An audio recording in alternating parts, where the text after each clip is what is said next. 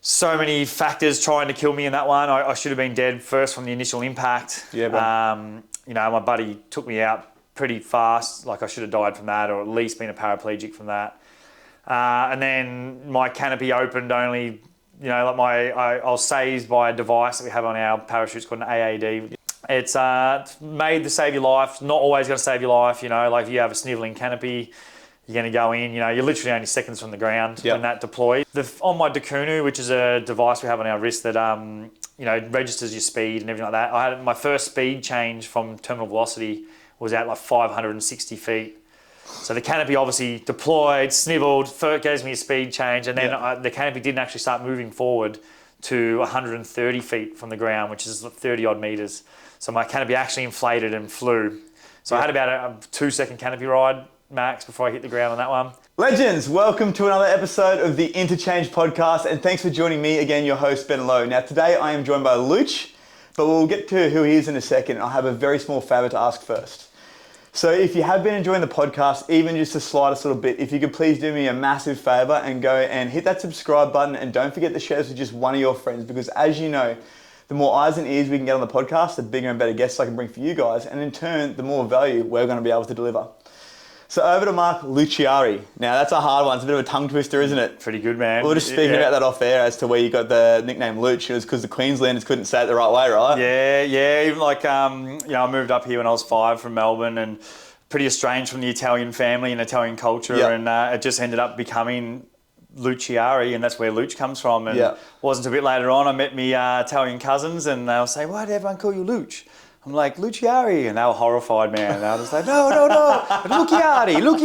You bring shape to the name. Man. So, Luch it is, Yeah, man. Well, anyways, Luch, thanks for coming on, brother. Luch is a family man. He's an avid adventurer and also an extreme sports enthusiast. And I think someone that we really need to look up to when it comes to overcoming mental health and battles from a very young age. So, Luch, thanks very much for coming on, bro. Really appreciate it, brother. My pleasure, man. Thanks so much for asking me to come on. My absolute pleasure. Now, you've obviously got a bit of a documentary coming out soon around an accident you had in skydiving. Is that correct? Yeah, man. Yep. It's been in the making for about a year now. The accident itself was 3 years ago, January 14th. Yep. So we kind of sat on it for a while. We kind of, it was just an accident at the time, and the story that started evolving out of it was pretty crazy. Benny, the guy who ran into me, and just quickly, so it was a high speed collision while you guys were tracking, or angles? On an angle, yeah. We're on a big way angle. 18 of us on the jump. Hectic. Quite a high level jump. And just a little bit of human error, a bit of a mistake that anyone can do. Yep. And Benny come through the group a bit too fast and took me out and knocked me unconscious. Yeah. And he suffered kind of, a lifelong injury from that. He, really, really wrecked his leg, his knee. Yeah, bro. Never be the same again. And just all the traumatic things that kind of come with that, a lifelong injury, taking your mate out, nearly killing someone. Crazy, right? So a lot of stuff come out of it, and we kind of, as it was we're kind of recovering from it, both of us. Benny more so than me with the injury and with the kind of mental side of things. Yeah.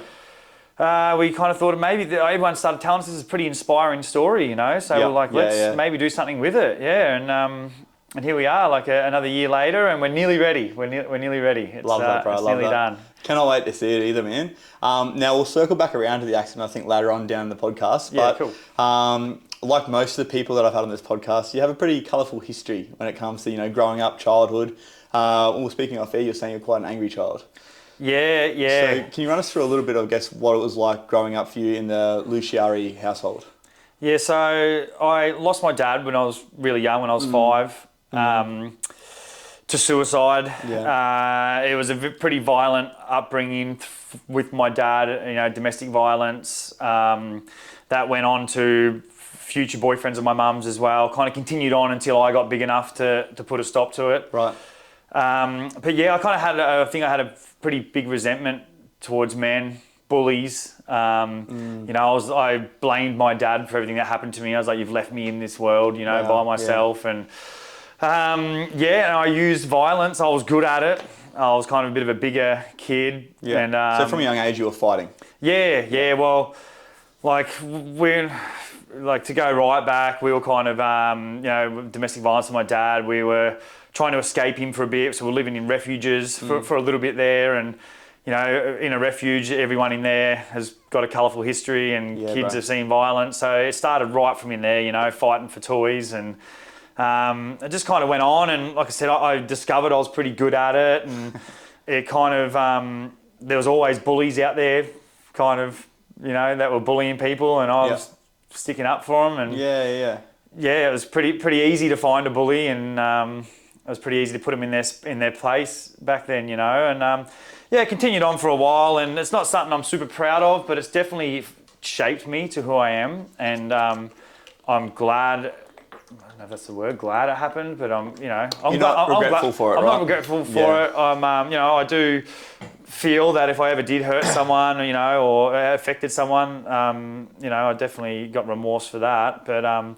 for how it shaped me and the person I am now, it's definitely been a great thing that happened to me, all that stuff. I don't take back one thing. Losing my dad, all I ever wanted was a dad, still do to this day, but I would never swap anything because it has, and it still is to this moment right now, shaping me to the person I am.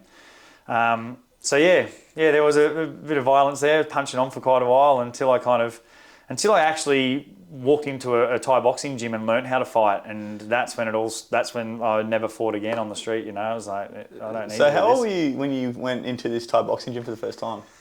Man, it was like 18, 19. Yeah. Walked into the gym more so for cross fitness. I was doing other sports then, and I had a friend that we were playing footy together, and we played for Burleigh Bombers, and we were quite known for getting in punch-ons. We weren't that good at footy. At the time, we weren't that good at footy, but we were good at fighting. Punch on. Yeah. So, he came up from Melbourne, and he was training. He's like, man, you should come down and learn Muay Thai. And we went up to the gym and, kind of sparred and just really learnt the art of fighting and just even preparing against another man, preparing against you. Sparring again, fighting on the street's easy. Not many people know how to throw a punch, or not many people are. They might act violent, might be a big bully, but once you punch them in the face, they crumble pretty quick. Everyone's got a plan to get punched in the face. Exactly. Right? Yeah, Mike Tyson. But like fighting someone or sparring someone who's trained as well, and just really brought in the beautiful side of of every aspect of Muay Thai. There's a real art to it, right? It is. It actually is just an art. It is 100%. A way of expressing yourself. Way of challenging yourself.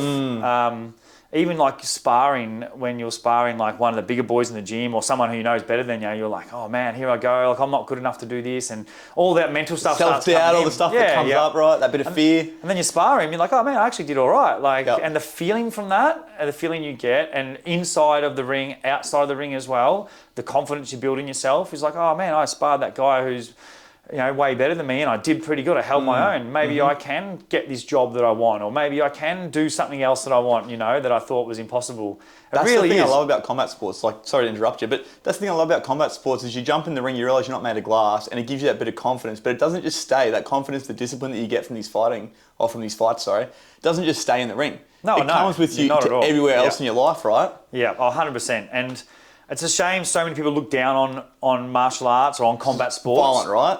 Yeah. It's violence, and especially these days, it's getting taught out of us so much more. To be alpha, to be able to look after yourself is nearly looked down, frowned upon these days. For a man to be a manly man and be able to defend himself. Well, anger is seen as a negative thing. Anger is a natural part of masculinity. Obviously, where you direct that anger is a different thing. Exactly. Yeah. But it's a natural and healthy way of exprexing. Yeah, right? Exactly, man. If you can, like you hit the nail on the head with how you direct that anger.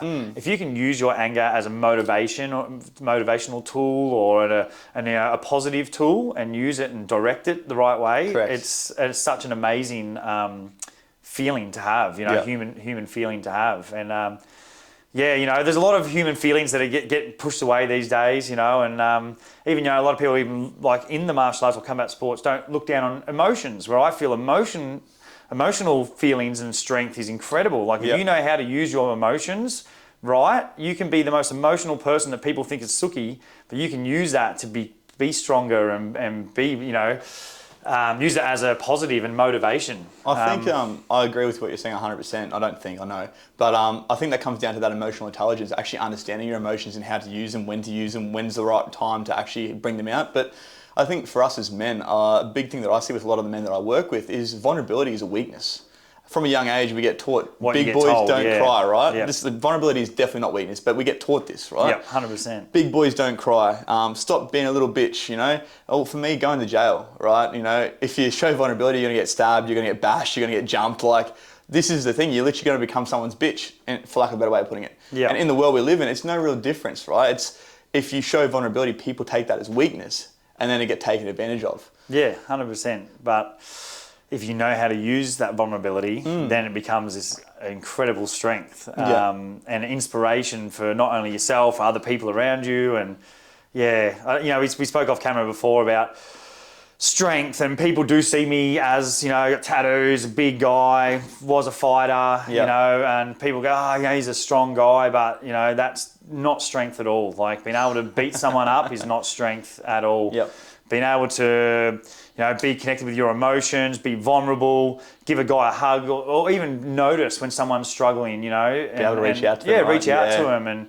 But that's strength, that being able to talk about it, being able to cry, that's strong, man, I've always been a big advocate of that with my boys. I'm like, man, let it out. You want to cry? Cry, my older son, he's 24 and had a little tear on my shoulder the other day, and, you'll hate me saying this.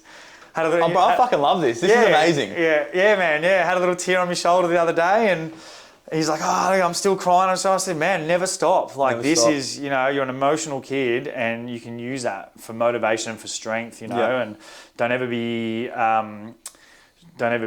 what's the bloody word, embarrassed about being emotional, about being human. Yeah, exactly.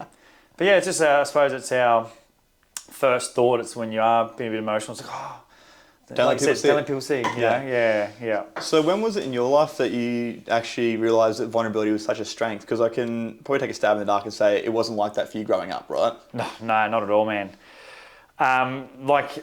Vulnerability is a strength, and being open and all that has only been a pretty recent addition into my life. Maybe we're talking 8 years or something, I think it was. Yeah. It was just opening up, listening to different stuff, realising that all the stuff we're getting told it's on the news and all that isn't actually real. People call it conspiracy theorists. Listen to Joe Rogan podcasts and hearing other men, big men, talk about it. And one of the biggest ones was Mike Tyson. Joe Rogan asked him, how'd you become so humble? Like, you were the guy that was going to eat people's kids, you were the baddest man on the planet. Literally the baddest motherfucker. Yeah, and still is to this day. Yeah. And you wouldn't fuck with him. No way. You wouldn't fuck with on Mike, no. Yeah. And it was a podcast just about what happened. And Mike said, I smoked the toad. He's like, I lost my ego, I smoked the toad. The ego death, right? It's pretty psychedelic. Yeah. And it literally found me not long after that, the toad, and I did a journey and did a ceremony, and I went in there with all the intentions. I wanted to find out who I am. I wanted to be stripped back. I wanted to be bare. I wanted to be vulnerable. I wanted to be everything. I wanted to find out who I really was, not who the ego says I am, or who other people look at me, from the outside, presence looks at you or tells you who you are. That pretend self, right? Yeah, I wanted to know who I was, and I did. I got stripped back to the bare. I was cliche, but was reborn pretty much, man. I literally died and come back, and now it's allowed me to be who I really was. Always was this, emotional, vulnerable, strong man. So that was the biggest realization, and then I've just kept building on that and keep stripping back the layers, because the outside, the world always tries to put these layers on you, and you got to go back and do these things for yourself and realign with who you really are, and meditate, breath work, whatever it is, and strip back the layers of the onion again. Oh, here I am, and then the outside world pushes back on you a little bit more. Putting all your coats back on, so it's just a constant journey, I suppose. That's the thing with personal development. Once you start that journey, it's literally a lifelong thing. There's no goalpost. There's no end point. It's just this is your life now. It's like learning more about yourself more and more and more, and just ascending further and further and further through life, right? Yeah, exactly. Yeah, I think if you do reach that end point, you've reached freaking enlightenment or something. Yeah, that's right. Now you're up there. You transcend, transcend. But even that, you see people talk about, like what we're talking about now, you know, you get people talking about it and people, fucking, you do drugs, it's woo-woo even. Yeah, like, you know? It's, you wanker, you do breath work and all this stuff. And, you know, and even I was kind of guilty of it at the start when, you know, yoga and all this stuff, breath work, meditating. Shit that hippies do. Yeah, exactly. Like, I was like, yeah, whatever, you know. And then once I started doing it, and like, even just like grounding, people go, oh, grounding, you know. Like, man, grounding's incredible. I just touching the earth, like I do it every morning. I just barefoot. Yeah, man. Feet in the sand, ocean, forest, whatever. Some people don't even some people live in the city on concrete and hardly ever touch grass, you know. Yeah. Just, I don't know, all those little things, man. For me, have helped me and are still helping me, and love discovering the new things, you know, like that. Like, you know, podcasts as well, talking like this, you know. Back in the day, I would have been like, fuck that, I'm not doing that. Yeah. It's like Joe Rogan, right? It's just Oprah for men now. Yeah. But you get so much out of it, right? Yeah. And this is the thing, I actually just have this conversation with people all the time. And I'll be like, hey, like, I've actually got a podcast, like people I speak to on Instagram. Do you want to check it out? Oh, podcasts aren't really my thing. And I'm like, so you don't want to learn, you don't want to hear people's stories of probably that are going through the same shit that you're going through. I think it just comes back to people being so narrow-minded or closed-minded and not being open to actually receiving help. Yeah, right? 100%. And it comes back to that ego. It's like, I don't need help. Yeah, exactly, yeah. You've been taught that your whole life, you think it, you feel it, but in reality, it's so far from the truth. Yeah, everyone needs, I don't care how well you've got your shit together, we all struggle. It's a freaking gnarly world out there, man, and there's so many outside pressures out there, like, you know, especially for men, not taking anything away from the women, but like especially men. And yeah, the more we start realizing that it's okay to chat and it's okay to be vulnerable, have feelings, and, you know, the better men are going to become, you know, and more empowered we're going to become again. And I feel, you know, we'll become more manly again as well, you know. I think another big part of that as well is it's not comfortable at first. Like, even just having conversations like you and I have had in the kitchen, you and I probably wouldn't have been able to have that conversation once upon a time. Yeah, no, because of the lack of vulnerability, you know? Yeah. But the more you do these things, the more you lean into that discomfort, the easier they get and the more you grow through them. Yeah, exactly, yeah. Now, back to where we were with the fighting side of things. So you're talking about how you started doing a bit of Muay Thai as like a cross-athlete side of things, like just sort of as a... just like another modality of training, but then you actually got into fighting as well, right? Yeah. And being able to channel that anger that you had. Yeah, for sure. And we went on a bit of a tangent there, but I'm so fucking fine with that, bro. That was good. I love that. Yeah, we can do that easily. Yeah, this is us the rest of the day. Yeah, perfect. Ready for a 6-hour podcast. Oh man. So fighting. So you started Muay Thai, and then you started learning how to fight, as opposed to being someone that was just throwing hands at cunts that couldn't. Yeah, and that was it. When I started learning the fight, I stopped fighting. You know, like, it's really funny. Like, you learn the fight and you stop fighting. You know, stop fighting on the street, or stop arguing with people. Even, like, you know, on social media, arguing, just anything. You know, I was like, what the fuck? Did it sort of give you that sense to yourself that now it's like, I know how to handle myself. I don't need to prove to anyone that I need to? Yeah, you definitely do. Like, there's no. Like, I even had guys swing at me, hit me, and be like, geez, bro, is that all you got? Like, just chill, man, maybe, you know, like... Have a spell. You got a bit on here, like, jog on, mate. But, you know, like, whereas you would have retaliated because you're like, I need to prove that I'm better than this guy, you know? I can't let him hit me because that's a fucking, like, I'm folding then, right? It's like that bit of ego. Yeah, and... it was. I feel like nearly I feel like this should be part of the school curriculum, is to, like, have a fight. I don't know if you've been to the Fight Like a Pro things where, you know, you can train for 10 weeks and have a fight. I did one, bro. Corporate fighter. There's a photo of me getting my hand held at someone there. Awesome, man. Best thing I ever did. I've been to a few of them, and to see the man and the woman they were before and after, and to hear them speak after it and just say, wow, this is like given me so much confidence in myself, and made me realise that I can push past boundaries that I thought I had that were only just make believe, you know, like. I feel that should nearly be part of the curriculum, that you should have to have a train 100%. And have a fight, like, at school, and, you know, realise what it's freaking like to get punched, what it's like to be hard. Like, life's tough, man. It's going to be tough, and fighting someone's tough. And, you know, you fight with all the pads on, you're not going to get hurt, you're not going to get permanently hurt, but you're going to learn a lot of life lessons out of there. And that's what I did when I went to Muay Thai, started training for a cross sport. I trained a couple of times over the years when I hit pads every now and then. I actually had taken my young son there, Keems, and he was only like 4 at the time. Took him down for him to start learning, to be able to defend himself. This is when you had an injury, right? This is when I was injured, yeah. So I was actually injured from wakeboarding. I was wakeboarding at the time, flat out, had a wakeboard school. I was competing, and I just had my 5th knee operation. Yeah. And so it'd been like 3 or 4 years of, crutches for 6 months, start coming back for 2 months, boom, knee injury again. And I was going up and down. Heavy, yeah. Oh man, I was. And I was so driven and so passionate about wakeboarding that I think I was still fighting off any mental health issues then at the time. I was just like, you're partying and that, whatever. I was young. I was like, whatever. I didn't even realise what any of the red flags were, I suppose.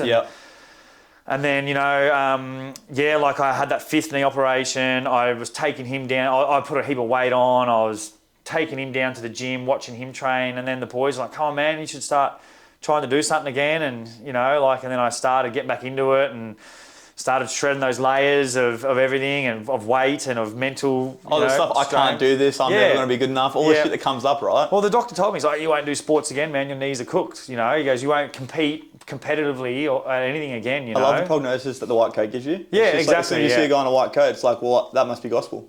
Yeah. I'm going to take that as gospel, I'm never going to walk again. Yeah, mate, he said, you'll never wakeboard again, and I probably should listen to him on that one, but he might have been right on that one. Yeah, that fucking stupid sport. But and like I said, I just started training. My son had a fight at 7, so we've been training for a couple of years now. Sick, dude. Yeah, that's his mad. first fight at 7. Yeah. And then I had a fight after him, and then we just went head over heels into it, and we immersed ourselves in the sport full time. We fought for just over 10 years, moved to Thailand. Together as well? Yeah, together. We fought on the same show a few times. It's fucking mad, bro. It was epic. Yeah, at one time we were both the Australian champions. I think that was one of the first times. I might be corrected if someone out there might know, but I'm pretty sure we were the 2 first ever father-son Australian champions. That's pretty cool.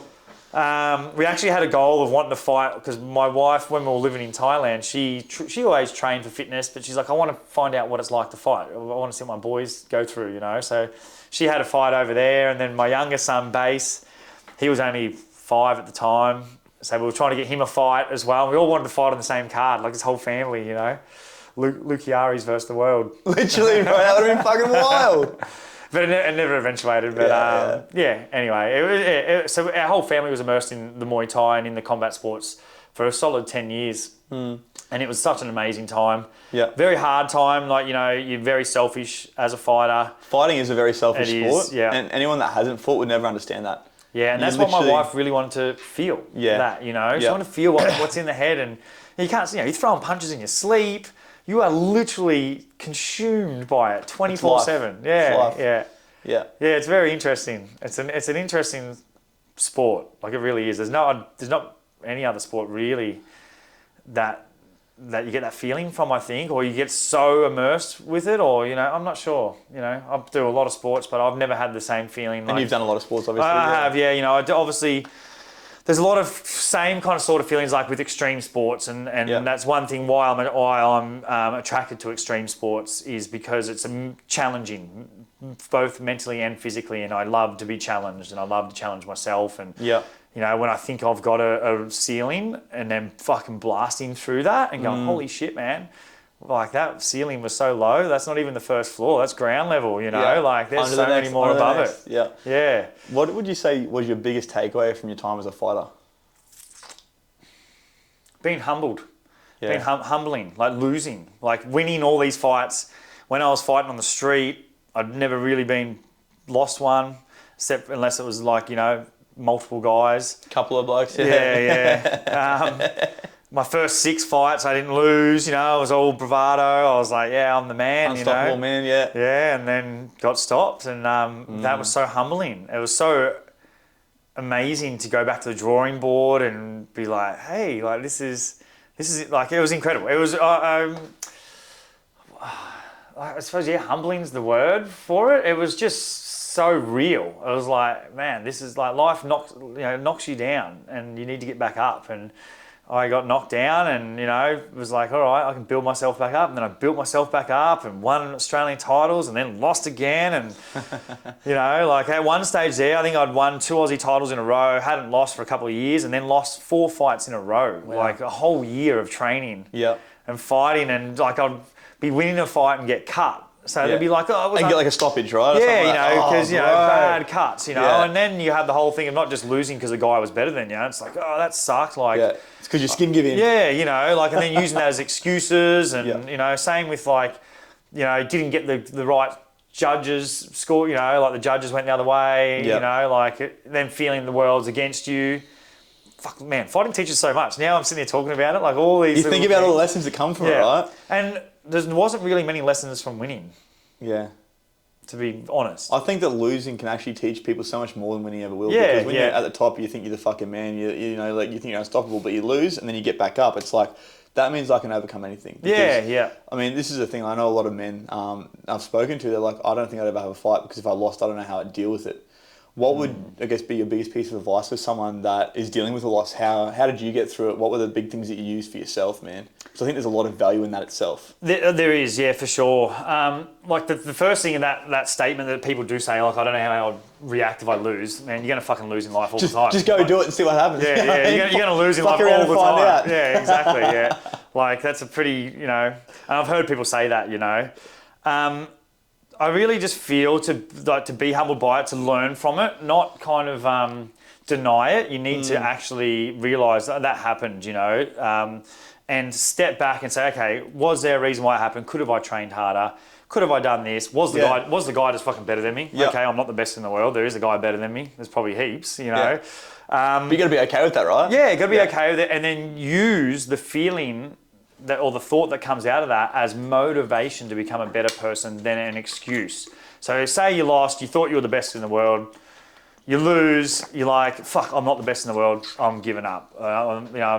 That's it. Instead of using that as an excuse, going, holy shit, I'm not the best in the world at the moment, I still think I could be, I need to train harder, I need to diet better, I need to do this, I need to do that, I need to prepare better, rather than feeling sorry for yourself and use just giving it as up, motivation, right? And I feel a lot of people use negative thoughts, trauma, losses, bad things that happen as excuses. And it's so easy to use it as an excuse instead of using it as motivation. Yeah, and becoming the victim, right? Yeah. Using that victim mindset, poor me, this happened, I can't do this because of X, Y, and Z. Yeah, exactly. And that's why we go right back to, circle back around before, me being a violent kid and I was, bashing bullies and I was using my dad leaving me to this world, this cruel world. I was blaming him and, not actually going, hey, hang on, I can use this as motivation to become a better person. I was using it as an excuse to be a shit person, Yeah. And like I said, these are the things we need to be teaching boys and girls, young men at school and 100%. Not Shakespeare and stuff like this, These are the things you don't learn To Kill a Mockingbird? Yeah. I don't know. The world's a weird place, man. It's set up really wrong to help and guide young men, Well, this is a tangent. I don't think we want to go on too much, but it's definitely a rabbit hole we could jump down. Is the schooling system is set up to create jobs for people or create people to work in businesses and become employees. Yeah. Study at school, go to university, get a 9 to 5. Work hard, put yourself in debt, get married, have kids, get the white picket fence, be in debt. Yeah, have no free will. That's how the world is set up. For people like you or I that think outside the box. I mean, I don't know about you, bro, but I didn't really fit in at school. No, neither. Not at all. I was just like, what the fuck? Why do I care about this shit? Like, I'm never going to use this again in my life. And I was fucking the class clown. I was playing up. And now, like, it's like, okay, cool. But I feel like people like us are the ones that will have an impact in the world. And just this conversation we're having right now will change some lives. Yeah, that's if it just, one person gets something out of it. And that's why I've agreed to do this and a few other podcasts as well. Is like, I personally don't. I know I've had a pretty cool story, but I don't feel it's amazing. Like, who am I? Everyone's got a fucking story. Yeah, exactly. Thing, yeah. But now with platforms to be able to help someone, and that's where my life has gone. I feel that is a big purpose in my life, and why I have suffered so many traumatic things is like to help people out, be a shoulder to lean on, to give guidance. And I really, I've accepted that over the last few years. So, hey man, like I've had to go through all this stuff to become a better person, to be able to help other people out. as well. Let's rephrase that. I got to go through all this stuff so I can help other people. Yeah, I like that. Right? Yeah. Because like, you know, I choose to take what I want from it. It's like, you know, you can be the victim or the victor. You can be, you know, I went through it or I grew through it. Yeah, you know? I like that. I really like that. That's good, man. Yeah. So obviously with the fighting side of things, that was more about you stepping out of your comfort zone, right? Yeah, I love the feeling of stepping out of your comfort zone. I love the feeling of like prepping for a fight, pushing your limits, and then the actual fight itself of weeks before it, you know, just your mind screaming at you that you're not good enough, you know. Yeah, bro. Yeah, all this shit, you know, like, and to push past that, like not many people get to do that, and to do it like on a weekly, daily, yearly basis, once a year, whatever, or once a lifetime. People don't get to experience that very often. That's the thing. Like even once in a lifetime is a lot more than most people would do. But I agree with you wholeheartedly when you said that you think everyone should jump in the ring at some point in their life. Yeah. Same with skydiving, right? I say it all the time. Skydiving. Even just going for a tandem, right? Yeah, Even just going for a tandem. Like so many people would never do it, but I think it's one of those things you have to do before you die because it puts things in perspective. Yeah. Fear for your fucking life. Get out of your comfort zone. Yeah. Yeah. It's people need to do it. Yeah. So I guess that's where the passion for skydiving and base jumping, all that sort of stuff was born, was getting out of the comfort zone, right? Yeah, for sure. Yeah, I hate sitting in my comfort zone. I get too comfortable and, you know, the mind starts ticking and all that. So I use the sport as an outlet, you know, for mental health, for keeping me busy and just for pushing and seeing and bettering myself, like bettering yourself more and more, you know, like just getting yourself out of that comfort zone just really helps with growth, you know. Yeah, like you said 100%, bro. 100%. Yeah. So with the getting out of the comfort zone side of things with skydiving, we're talking off air about this. You said you had a few accidents, and whereas most people would have deterred away from the sport, it actually pushed you further in. Can we talk a bit more about that? Yeah. So it was three accidents. Yeah. So 3 accidents in about 3 months. Yeah. A base jumping accident, which I was very, very lucky to escape with my life. I haven't heard about that one actually. Walking, that was a doozy. Can we talk about that one? Yeah, wrapped just a little bit of. We're trying to tick all the boxes. We're going to a big skydiving event called Funny Farm. Yeah. And yeah, you know, we were kind of ticking all the boxes. We're riding dirt bikes on the way out there with Harry Bink and bunch of crew, you know, we're all ticking boxes. We're gonna ride dirt bikes. We're gonna base jump. We're gonna do all the things. Do all the things, you know. Yeah, and probably not the most favourable conditions for a PCA off a tower. That's where you've got someone's got your chute out, right? Yes, yeah, pilot chute. The pilot chute, yeah. And just had an off-heading opening, which is when your canopy opens, not flying straight ahead. Twist you around. Yeah, mine actually was nearly a 270, more than a 180. It was facing, you know, I was meant to open this way and it spun me around and I opened that way and flew straight into a guide wire. Center of the canopy, hit the guide wire. I've kind of tried to stall the canopy straight away. Like I only had literally a second or something before I hit the guide wire and just tried to stall the canopy, which you grab your rear risers or your brakes and you can stall it. And float back off it. Yeah. So I've hit the guide wire, the canopy's wrapped around, we've slid down, hit the conductor like a big joiner on the guide wire, ripped nearly every line on the right-hand side of the canopy, had 2 lines and 1 stabilizer.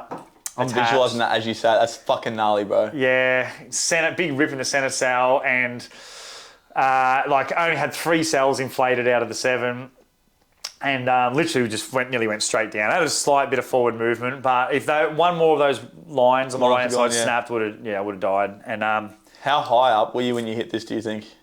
Probably 400 feet. I think I went from about 500, so yeah, about 400 feet, maybe a little bit lower. It was only a few, not many seconds canopy ride to the ground, nearly going straight down, and then hit the ground super, super hard, and somehow just kind of stood up and we were riding dirt bikes an hour later. Fucking Funny Farm a couple of days later. Yeah, we were riding dirt bikes an hour later and we were jumping the next day. But so that was a pretty close one. That's hectic. That one there didn't affect me as much, I suppose, as the second one. It was just like, whoa, you know, like, fuck, that was gnarly. I think we got on the piss straight away, went right and it's like, let's celebrate life. Celebrate life, yeah. And we sent it that night when we got the Funny Farm and, then we were jumping for the whole next week and it probably wasn't as much, it didn't sink in as much as when we got home and told my wife, showed her the footage and, you know, that You still one. got that footage, eh? Yeah. That's fucking gnarly, bro. Still got all that. And then like a couple months later, we had the skydiving accident, which same thing, you know. So many factors trying to kill me in that one. I should have been dead first from the initial impact. Yeah, bro. You know, my buddy took me out pretty fast. Like I should have died from that, or at least been a paraplegic from that. And then my canopy opened only, you know, like I was saved by a device that we have on our parachutes called an AAD. Yep. You know about that. Yeah, but, for the viewers, it's a device that is set to a certain kind of altitude and speed, and if you fall through that speed, fall through that altitude at a certain speed, it cuts. It fires your reserve out. Yep. It's made to save your life. Not always going to save your life. You know, like if you have a snivelling canopy, you're going to go in. You know, you're literally only seconds from the ground when that deploys. Yeah, it's like 750, right? Yeah. So on my Dakunu, which is a device we have on our wrist that you know, registers your speed and everything like that. I had my first speed change from terminal velocity was at like 560 feet. So the canopy obviously deployed, sniveled, first gives me a speed change, and then the canopy didn't actually start moving forward to 130 feet from the ground, which is 30 odd meters. So my canopy actually inflated and flew.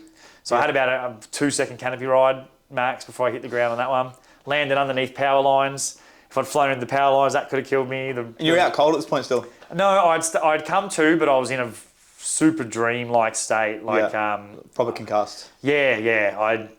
I actually do my emergency procedures in the because we have emergency procedures where you cut away, which cuts away your main canopy, and then you pull your reserve. And I'd cut away, and I was passing in the footage. You can see me passing my handle back and forth in front of me, just trying to compute what's going on. You know, I kind of was like, fuck, bro.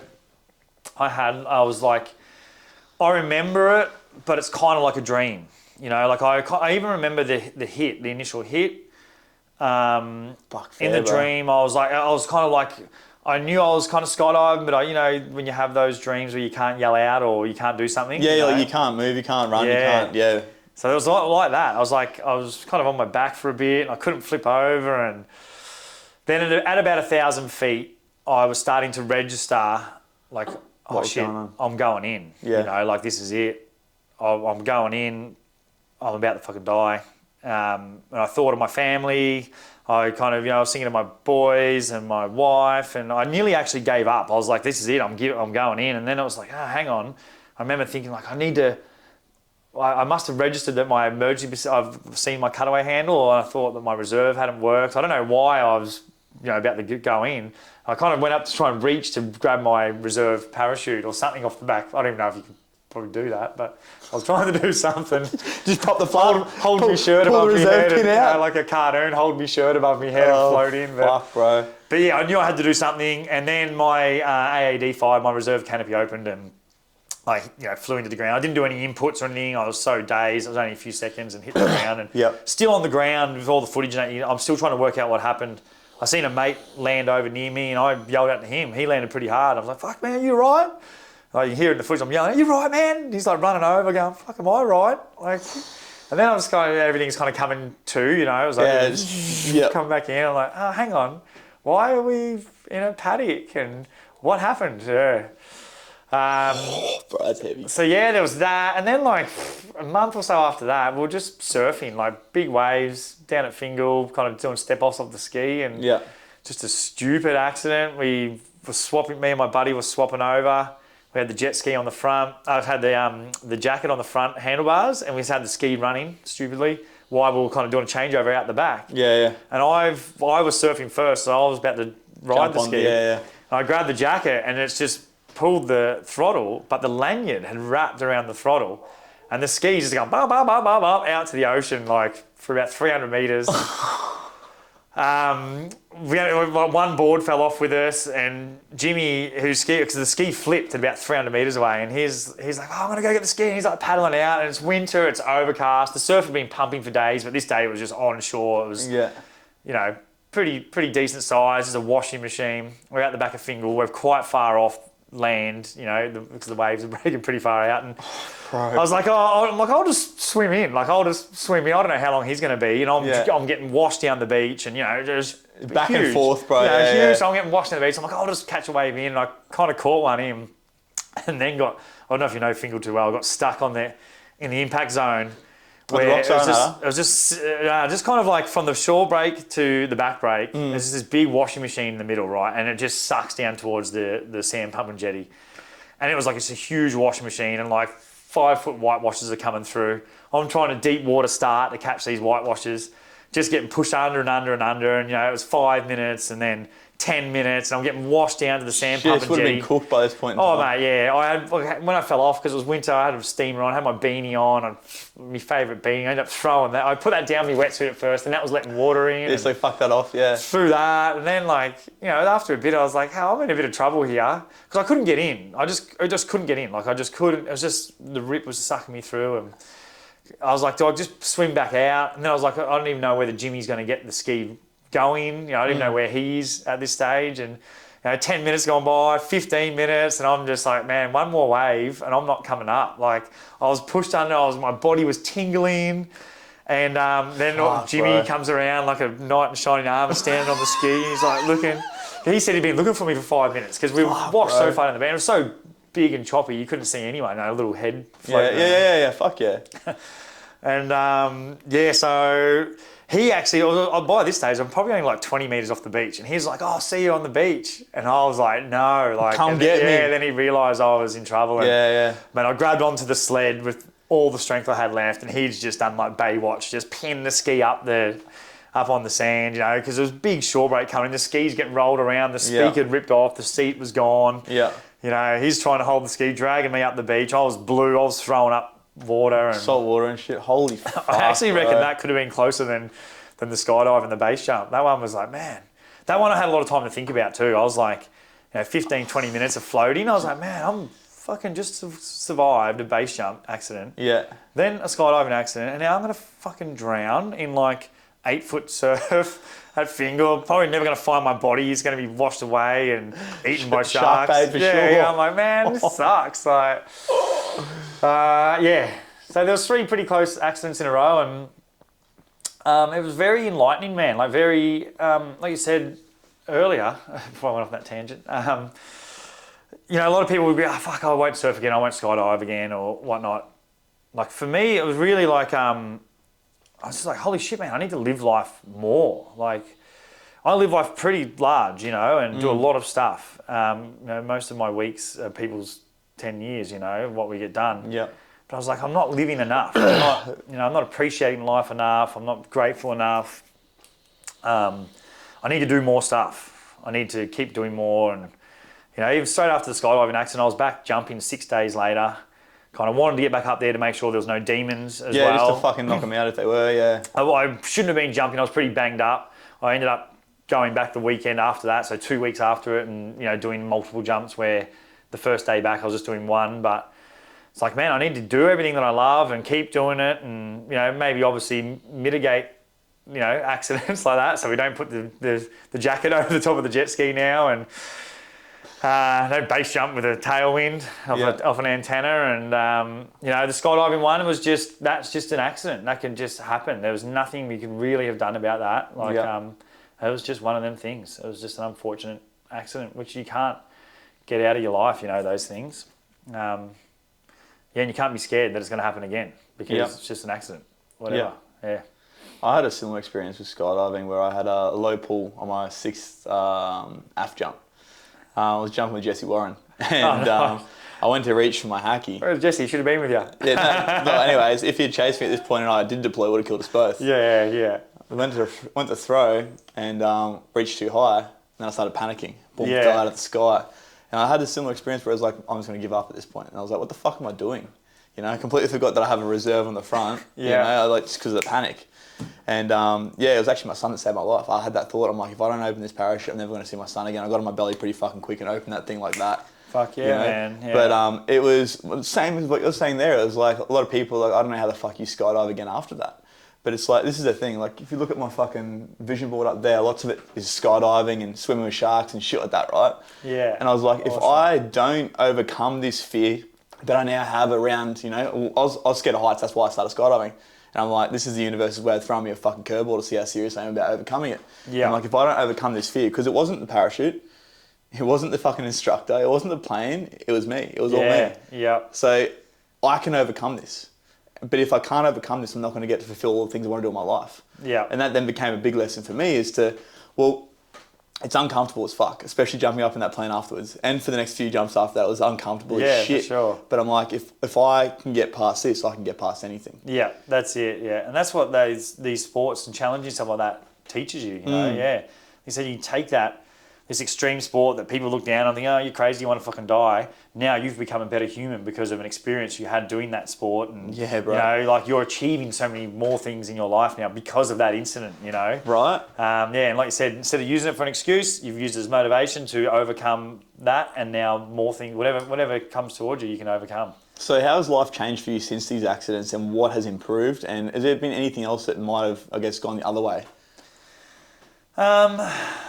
Nothing really, I wouldn't say it's gone the other way too bad. Like, I definitely working on myself more, of being more grateful. It's something that I really struggle with, of being grateful and being satisfied. Like, it's a funny word, satisfied, isn't it? Yeah. Because it's like you don't want to get to a point where you're just like stuck, where you're like, it's like, this is enough. You want to always be moving forward, but you also want to be satisfied with what you have got and, like you said, grateful. Grateful and maybe content with what you achieve. I don't know. Content's probably a better word, right? Yeah. Like you said, they're both hard ones, though, because it's a blessing and a curse to never be content because it drives you, you know. But also not being grateful or appreciating everything is also very bad for you as well, you know. That's something I need to work on. It's something that these near-death accidents kind of made me work on more, and what I'm still working on, you know. Since then, I've got into breath work and got into all these other things that just make me a better person, you know, like that I probably wouldn't have, or I might have maybe down the track, but it really has like, all right, what else can I do to become a better person? And I looked for those things. Yep. And, you know, it's given me a daily routine that I do every day now to make me be better. And I, you know, when I'm doing my breath work and meditating, I tell myself, you know, be grateful for what you've got. And I even speak about, you know, my affirmations of what I'm grateful for, you know, and yeah, it helps. Yeah. That's the perfect segue into what I was going to ask next, which is, what is your daily routine? Because like you said, man, like there was a big point in your life where you weren't showing up as your best self, but through all the experiences you've had, and now how old are you, Lich? I'm 45 So now, being 45, you've obviously got all these things, and you've got all these modalities that you now use to show up as the best version of yourself. So what does a day in the life of Luch look like, and what is your daily routine that helps you to show up as that best person? Yeah, man. So literally every day starts about 4:30, and I get straight up and I do like a yoga flow stretch. I jump straight out of bed, not on my phone, because that's really easy to do. Fucking so simple to do, right? And get stuck. Sit on the toilet, hop on your phone, and then all of a sudden... I'm glad I'm not the only one that does that. Mate, you start getting these thoughts through your head. Oh, look what my mates are doing in Europe right now. They're fucking base jumping. My life sucks today. Or you get a message from someone from the night before that then ruins your whole day. Yeah, you haven't shown up as the best version of yourself. So straight away into breath, into yoga, like a yoga flow stretch. I kind of... Like a yin sort of yoga, or just depends on what I'm feeling. It's more routine is about a 20 to 35 minute of just a flow stretch. You know, especially if I've been training real hard, or if I've got an injury, I'll focus on that, something like that.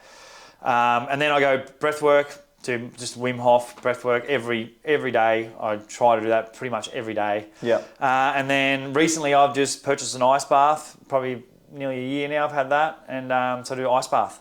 And that starts my day, you know. Bit of adversity to start the day, right? Yeah, man. Yeah, and I love it. I'm freaking addicted to it. Another one of those things you kind of see people go, it's a gimmick, this and that, and mate, you get one and you. How you feel can't be a gimmick, right? Yeah, exactly. Yeah. Yeah, and then I train, and then I get back from training, and then I jump into work. You know, get into work and try and get everything done as quick as I can during the day, and then the afternoons, family time. I usually go climbing with my son, or do stuff around I've got acreage here, do stuff around the property, hang out with the wife. And then, before I go to bed, something that I go through ups and downs with is reading. Yep. You know, I try to just do something at night that's going to improve myself. I don't sit in front of the TV. I go to bed early. I go to bed at freaking 8 o'clock. Yeah. Sleep by 8:30. Oh, bro, that's a good night, eh? That is a good night right there. It's like nothing good happens at night. You just waste your time by watching programs and stuff like that, you know. I'll try and read or listen to a podcast, something educational. maybe a little bit of meditation if I had a real stressful day at work. I'll lay on, your mat and kind of just zone out. And I've been learning to play the didgeridoo all last year, so that's something that I try and spend at least a couple of times. That. Yeah, man, it's a very humbling instrument. That. Yeah. Can you play guitar or anything else like that? No. So you went straight to the didgeridoo? Yeah, mate. I DJ'd back in the day. Yeah. I think everyone did. 100%. So everyone had that one mate with a fucking pair of CDJs. Yeah, that's it, mate. Oh, mate, I was turntables. I'm right back. True. Turntables. Vinyls and all. Mate, it was turntables. Then it went to two turntables and one CDJ. Then it went to two CDJs and one turntable. And then turntables are fucking gone. Yeah. But, so it just, like I said, that my morning routine is set pretty much. Minimum 6 days a week of that, of training, breathwork, yoga, mindfulness. Yeah. And then my afternoon, it just depends. Like I said, we climb a couple of times a week. My younger son's right into climbing, loves it. He's really good, so we climb with him. We love it too. It's one of our sports we do. Me and my wife, Portawini. And then, try to just do something to improve myself. Whether it's listening to something, even jumping back on the computer to do something that is educational, look something up, or, do something that I've been wanting to do, look up some answers of something that I've had a question to. Just something to better yourself. Get that bit out of your mind so you get a bit of clarity around it, right? And just not sit on the couch or not do anything or waste. I don't like to waste time because we don't have fucking much. Yeah. But also, I've got to be very careful with saying that because you do need to have chill time. And I've only just learnt this, as I've got a bit older and learnt that you do need to just sit out the back. I love sitting at the back of mine and just, listening to the birds and, man, we've got a beautiful property in the Gold Coast hinterland here. Yeah, bro. Just sitting outside and just appreciating it and being grateful, I suppose. Being present, being mindful. Yeah. That's definitely something that I'm actually learning at the moment as well. My amazing partner's been helping me to slow down because I'm very similar to that. I just always go. And we're speaking about this off air about my weekend just gone. It was the first time in fuck knows how long where I've just done. I still did heaps of stuff, but it was intentionally a lot slower than usual. Yeah. And taking that time to actually let your body reset and let your nervous system calm down and get out of that fight or flight and get out of the hustle and bustle of life that we're always in, right? Yeah, exactly. Yeah. So it sounds like you've got a pretty, I don't know if I'll call it balanced, but a pretty structured, lifestyle. You've got, the things that work really well for you to start the day. You've got then work, obviously, and then also the things that work for you to finish your day. Yeah. This might be a bit of a loaded question, but since starting doing these morning and nighttime routines, which part of it do you think has been the most impactful? Good question, man. I really feel mindfulness has been the most impactful out of all of it. Just stopping those thoughts, like you said, I've always got thoughts going through. It's always, let's do this, let's do that, let's do this, and to actually slow that mind down and listen to what the thoughts are saying or what the feelings are and being mindfulness of the feelings, thoughts, emotions. Yeah. I really feel that has given me the most impact of my day-to-day life now. And obviously the routine of stretching and ice bath of physical allowing me to keep doing what I do every day. Yeah. But in all, the main thing I'm getting out of it is slowing that mind down and being mindful of what's going on around me, how I feel, and how I'm affecting other people as well. Yeah. Well, then, on the back end of that then, what is mindfulness for you and how do you practice mindfulness in your life? Because I know there's a lot of people that I talk to that are like, I could never meditate, I can never do this, I can never do that. My head's too busy, I've got so many thoughts. My mum, for instance, I have this conversation with her all the time and she's like, I could never do that. I don't know how to, I'm not good at it, whatever it might be. She tells herself these stories, but I know there's so many people out there that are probably listening to this podcast that are probably struggling with similar to that. And from the sounds of things, that probably used to be you, right? It was didn't exactly know how to slow what your down. mum said. I was like, I can't sit down. I can't It's just a story you told yourself, right? Yeah, it is. Yeah, and it's just actually stopping and instead of those thoughts just flying through your head, listening to them and going, hey, hang on, why am I feeling that? Oh, okay, acknowledging it and then letting go of that feeling. Okay, I'm feeling that because of that. Even in the morning, getting up, people think mindfulness is meditating and, it's not. It's just actually listening to what is going through your head and even hopping on your phone and then seeing Monday morning, your mate's in Europe, freaking base jumping, fucking Ludderbroon or something like that. Bro, you've mentioned that a couple of times now. I feel like there's a bit of something going on there. This is my worst one. June, July when the boys are over in fucking season. when it's base season, do not hop on your phone in the morning because they're posting all their stuff. I have no Instagram, no socials at this point in time. Yeah. Here's Jimmy fucking jumping off the fucking cliff in the fucking in Switzerland. That's what it is, of being mindful of that thought of going, instead of going, oh man, the boys are shredding, fuck, I'm going to work. It's like, you go, oh man, the boys are shredding, they're having mad time. That's so good for them. What epic lads. Like, man, now I'm going to do my amazing life. Like, being mindful that I actually have an amazing life too, and not getting caught up on that. And going, hang on, people are looking at people are watching my Insta stories going, fuck man, I wish I had that dude's life. You know, everyone's... I've done that a few times watching your stories, bro. I'm like, fuck, you live a pretty good life. Yeah, and legit. But to me sometimes, and this is where I go back to being grateful. It's like, man, I need to do more. I need to do this. I wish I had more. I wish I had that. I wish I had more money to do stuff. I wish I had more time, But it's like, hang on, being mindful of what you've got, which is like, man, I've got a great life, And that's what my mornings do. Like, when I do breath work, like it really like going deep with it. When I do my breath work, it allows me to go deep and be mindful of my body. So I really focus on my body and go into injuries. Or I had a ulcerative colitis. I've been in remission for a long time. I said I was going to have it forever, like a bowel disease. Okay, I was about to ask. Said I was going to have it forever, and I literally just changed diet, attitude, stress, acknowledged all that and fucking got rid of it, man. Off the medication. Boom. Yeah, I was told the specialist that I was in remission. She goes, oh, what medication are you taking for your remission? I said, none. She goes, oh, well, you're not in remission. She goes, you're meant to be taking medicine to, keep it in remission. And I'm like, oh, well, I haven't. That people don't understand. We can heal ourselves from the inside out. Oh, man, 100%, yeah. So that's what the breath work does for me is like getting deep inside my body, listening to what's hurting, like, okay, there's that, and literally like forcing it out or healing it. Like I kind of say, I'm healing my gut, I'm healing this.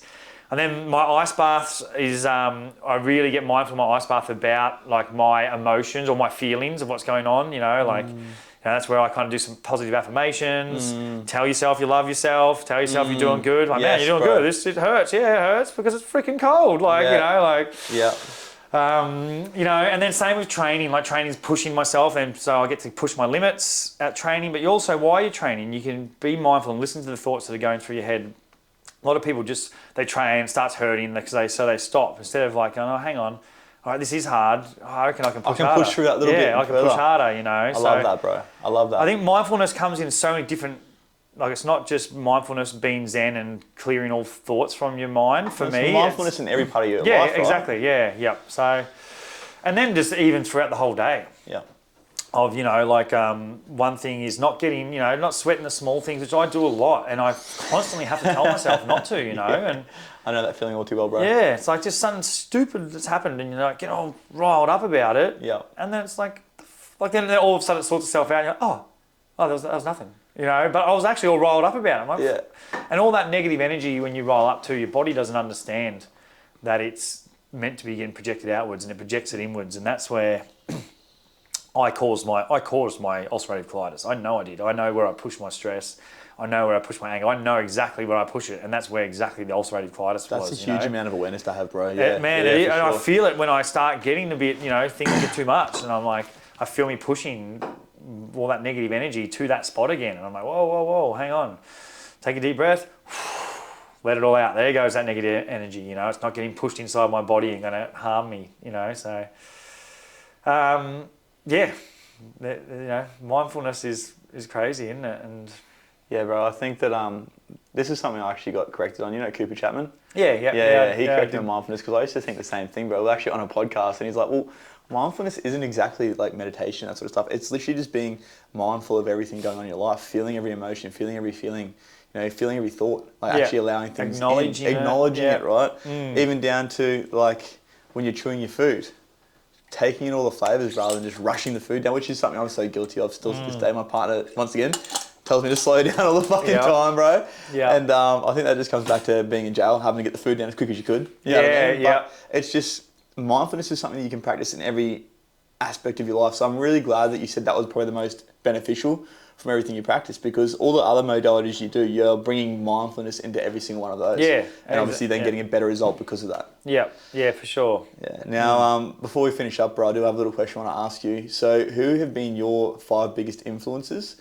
It can be, people that are famous, people in your life, but people who have helped to shape you to be the man you are today. Yeah, it's It's an interesting one, and I've had this question asked before, and it's actually a hard one for me to answer. Damn, I want to ask a fresh question. I think Coops asked me this, I think. Oh, true. Yeah. Look, one that I know, like my dad, and, you know, he passed away when I was 5. That has been the biggest impact on my life. Yeah, yeah. Not in a good, you know, this is not that to be good or bad. That is something that has impacted me massively. Yeah. That one person has impacted my life more than anyone. And then on the other side of that, my mum, for showing the strength of bringing us up. Like she just pushed through everything. You know, been through so many ups and downs and bad situations, and just to see her still, like, she just lives life to the fullest. She just had cancer and just literally just showed me again of how... So she's got past it. She got past it, yeah. She had breast cancer. Got it on like the day she fucking retired. She just put a contract in on their dream house up in Harvey Bay, had all this, you know, finally about to retire and live it, and then gets told she got cancer on that day, which I think was like a day after her birthday or something too. I can't remember. It was... And then she just fucking bossed it, man. Like, just another thing again, just for me to go, holy shit, man. Because same thing, you don't appreciate what you've got or who's influenced you, you know. And to see her do that and just absolutely boss it and do it so positive and just go through it, it's like, man, she just kicked cancer's ass. So yeah, my mum, I probably don't tell her that enough either. Like, shout out to Mumsy. Yeah, Mumsy, Sherby. And in all reality, humans, I can't pinpoint anyone else by that, of just humans. I listen to everyone, but I don't believe anyone at the same time. So I listen to everything that's going on around me, but I never believe what anyone's saying. And then I take that and I do my due diligence on it. And I you know, everyone's got some amazing advice and life stories. And so I just try to keep my ears open. Like, even if we're in a place, and I'm not eavesdropping, but I don't know, there's a really... You know, you see a guy over there, you go, man, that guy's got some fucking, you know, aura about him, you know, and I'll love to go over and meet him and talk to him. I just try and take what humans have to offer, because what better to be inspired by from humans who are living the same kind of life that we're living. So I love that, bro. I try to keep it open to everyone, man, and not let anyone limit me. Like, I've learnt stuff off people who are in way worse positions than me and seen them being happy. You know, when we lived in Thailand, seeing people living in tin shacks, you know, sleeping on a dirt floor, happy because they're eating with their family. So that was inspirational to me, you know. So when we were in Thailand and we built these bunks for these kids and just watched them hold pillows, you know, and seeing that this kid was so happy that he had a fucking pillow, like, that we've got... Shit that we take for granted, I've got 18 of them on my bed. I'm not even allowed to touch half of them, you know. They're decorations, like... You know, like, so that's on for your head. Yeah. That was inspirational, you know. Yeah, so really, like, bar my mum and my dad... you know, my boys inspire me, but just humans in general inspire me. What humans can do is fucking incredible, man. So I love it, bro. If you aren't inspired by humans, you're in trouble. Well, yeah, I love what you said there about your sons, right? I actually did not a podcast, maybe a podcast. I think I did a solo podcast about this the other day, about what our kids can teach us. But, like, you look at kids, right, and for us as adults, like, something might happen to us and then all of a sudden we're angry, we hold on to this resentment. You see a kid, something happens, the kid throws a rock at his head in the playground, 5 minutes later they're playing again. Yeah. It's just they're just able to let things go. There's so much we can learn from our children. So I love that you said that as well. Yeah, man, it is. My boys are, so inspiring. I'm so proud of my boys. Like, they've become these two, like, they're young men now, you know, like, Keen's 24, and like, I had this vision of who I wanted them to be, and they're so opposite of what that kind of was, and I'm so glad, like, they are their own men, you know, like, they're both staunch and, like, because I'm a pretty alpha kind of guy, and they... You, really? Yeah, man, I feel for my boys sometimes, you know, like, living under my shadow sometimes, and me being so alpha, and them standing up and saying, no, Dad, that's not how I like to do it, or no, I'm not doing that, or, you know, like... But that's through the way you've raised them, brother. That's a big reflection of you, man. Thanks, mate. Yeah, it's good. I like them. I like when they stand up against me and say, no, I would like to do it this way, or I don't like that, you know? I'm like, fucking epic, man. Be a man, yeah. I love them being emotional. Yeah, I love my boys, man. They're big inspiration to me. I'll froth that, bro. Yeah. Now, if people want to get in contact with you, want to reach out, have a bit of a yarn, where can they find you, brother? Man, Instagram, probably. I'll put your links in the show notes. Yeah, awesome. Yeah, Instagram. And then, Yeah, keep an eye out for Impact, the documentary. It's going to be super inspirational. Yep. The story, you know, Benny, we didn't go too deep into it, but Benny, the guy who ran into me, you know, him coming out and being vulnerable and speaking about making a mistake and, you know, is so, I admire him so much and his strength and everything of saying that. Taking ownership. And yeah, 100%, you know, Yeah. is just more humans need to know that, let alone men, you know, more humans need to be able to do that. Hugely. So I feel this film can be super inspirational for people and help people in all walks of life. You don't have to be into skydiving, base jumping, whatever. No, like, I think there's a beautiful message in there, 100%. you know, you can get me on one of the links. Like I said, Instagram's probably the best. Yep. But, if you see me in the street, man, come up and say hi and have a chat. Intimidating guy, fucking lovely bloke, but yeah, man. my guy, man. I'm just a big Thanks so teddy much bear. for coming on, brother. Thanks, bro. Appreciate it, brother. Thank you, man.